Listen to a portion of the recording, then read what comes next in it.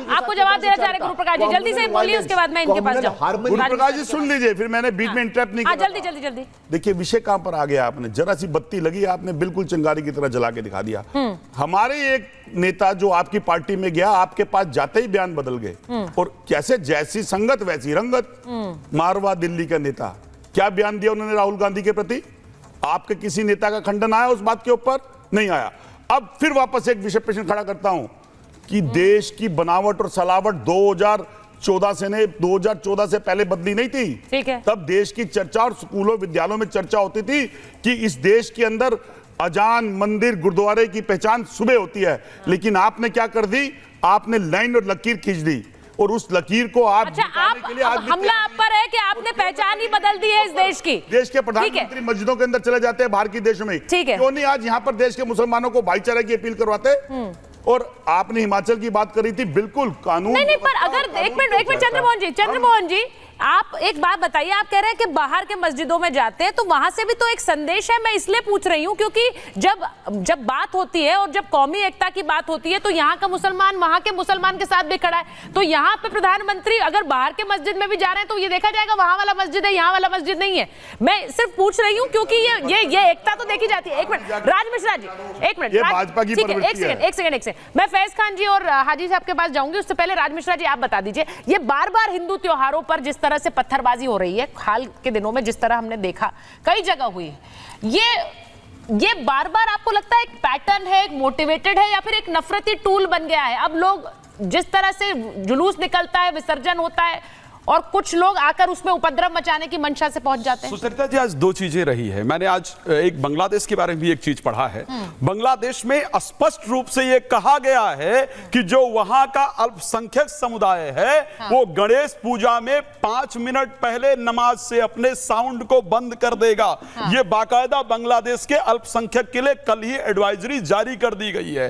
और नमाज के वैसे साउंड तेज बजाएगा ही नहीं, और नमाज के 10 मिनट बाद ही अपने साउंड ऑन कर सकता है। यह बाकायदा बांग्लादेश के अल्पसंख्यक के लिए एडवाइजरी जारी की गई है। हमारे देश का अल्पसंख्यक बड़े मजे में है। हमारे देश का अल्पसंख्यक पत्थर भी मारता है हमारे हर एक पूजा पर, और फिर कहता है ये पॉलिटिकली मोटिवेटेड है। भाई पॉलिटिकल लोग ला करके आप बीजेपी पर आरोप लगाए रहे होंगे, सिंपल सी बात है। बीजेपी वाले आपके मस्जिदों पर लाकर पत्थर रख जाते हैं, बोरी बोरी। हाँ, बीजेपी वाले आपके घरों में ला करके पत्थर रख जाते हैं। जब भी कोई त्योहार हमारा होता है तो ये परिस्थितियां देखने को मिलती। लेकिन एक बात बता दूं सुचरिता जी, ये बात जो आज हम संविधान की बात करें, बाबा भीमराव साहब अंबेडकर की बात कर रहे हैं, वाकई में 1945 में उनको चिंता थी इस बात की कि ये भारत के अंदर होने वाला है। उन्होंने एक किताब लिखी थी, द पार्टीशन ऑफ इंडिया, 1945 के अंतर्गत बाबा भीमराव अंबेडकर साहब ने लिखी थी। पेज 297, 298, 337 उठाकर पढ़ लीजिएगा।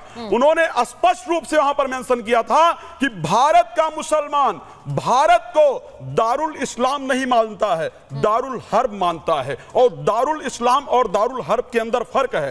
दारुल इस्लाम का तात्पर्य है कि इस्लाम का घर, और दारुल हर्ब का मतलब है युद्ध का घर। तो भारत का मुसलमान हमेशा भारत को युद्ध का घर मानेगा, और यहां वो जिहाद के लिए पूरी तरह से तैयार रहेगा। इसी कारण से इसका जवाब में आपने जो इसी कारण से आज सुचरिता जी ये हो रहा है। लेकिन ये पेनफुल है, ये पेनफुल है, ये हमको हमारे आपने कहा था ना, सुनिए सुचरिता, आपने कहा था ना, मैं समझ रही हूं, लेकिन मैं ये समझना चाह रही हूं कि ये सहनशीलता क्यों नहीं है? मैं वही कर, आपने के त्योहार के प्रति ये संवेदनशीलता और सहनशीलता होनी चाहिए। आपने मंदिर मस्जिद की बात की थी ना, कि मंदिर से क्या दिया जाता है?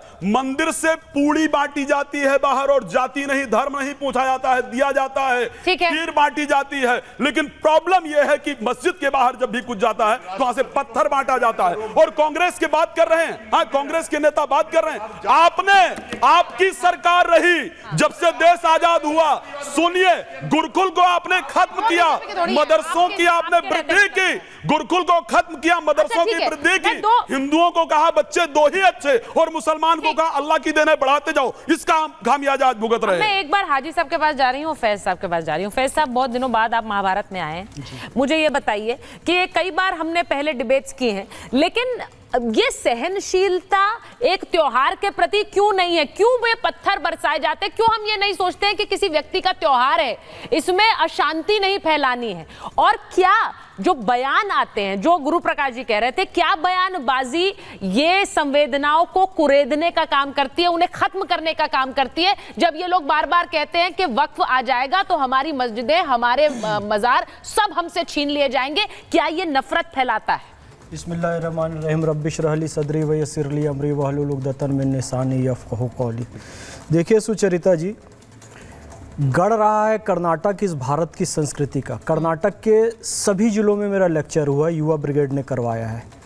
युवा ब्रिगेड में 90% से ज़्यादा सनातनी युवक युवतियां हैं, मेरा बहुत सम्मान करते हैं। यद्यपि मैं मुस्लिम धर्म से हूं, फिर भी वहाँ पर ऐसी घटना होना निंदनीय है।